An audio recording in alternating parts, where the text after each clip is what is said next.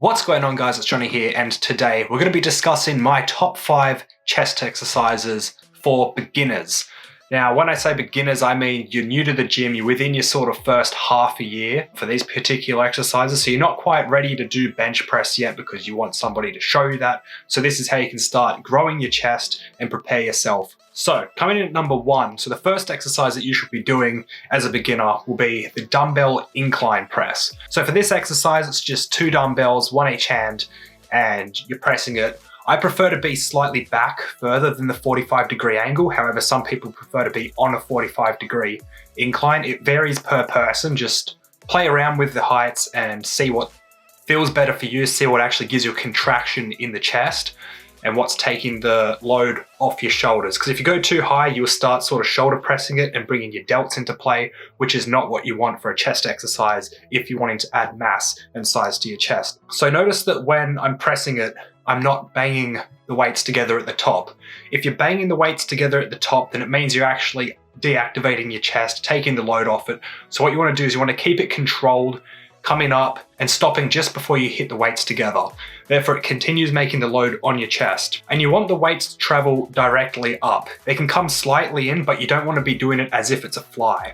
Now, you'll see what flies are shortly because that's also in the list. So that's how you'll understand what I mean by that. The second exercise that you should do within this sort of routine would be push-ups. Now, push-ups are actually great for your chest, providing that you make it so your stance is out further.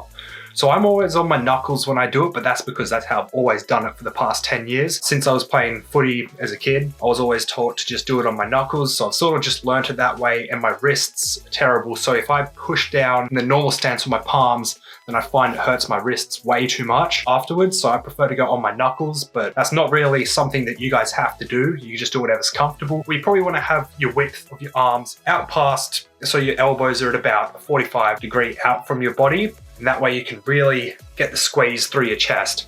If you come in too close together, then you actually make it a tricep exercise and take the load off your chest. The third exercise would have to be cable flies. Now, the reason I've picked cable flies over dumbbell flies is because sometimes when you're using dumbbells, you use a weight that's a bit too heavy for yourself and run into trouble.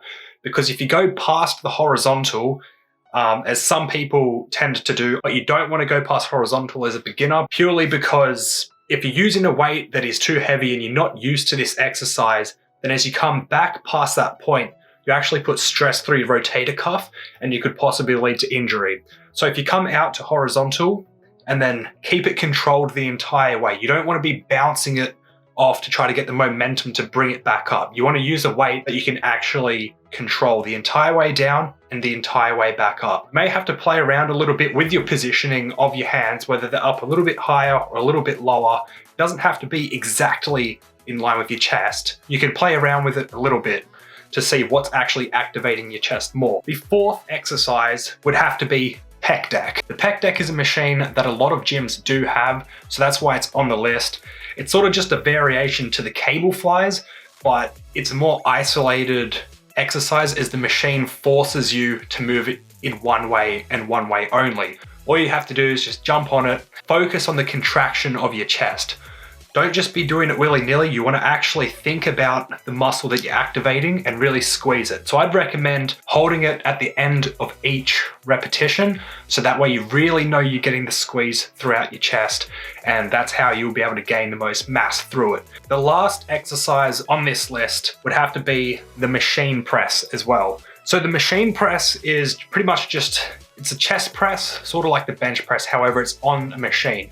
There's different variations for the machine press, as you've got incline, decline, and you've just got the normal one, which is straight.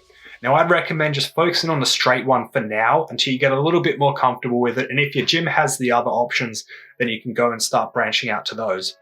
But for this one particularly, it'll get you doing the movements for a bench press in the future. Now, the reason why I've picked this is purely because of the bench press, which is what everybody wants to rush into. They want to jump into it. But if you don't know what you're doing with the bench press, it's actually quite a complicated lift compared to what it looks like. So this one will get your muscles used to moving in a way that you're supposed to and help start gaining all the size for the muscles to help you. Because I mean, you don't want to go onto the bench press, think you're Superman, chucking a whole heap of weight, come down, 1, get stuck, 2, just end up getting injured because you start lifting a lot more than you actually can with poor form.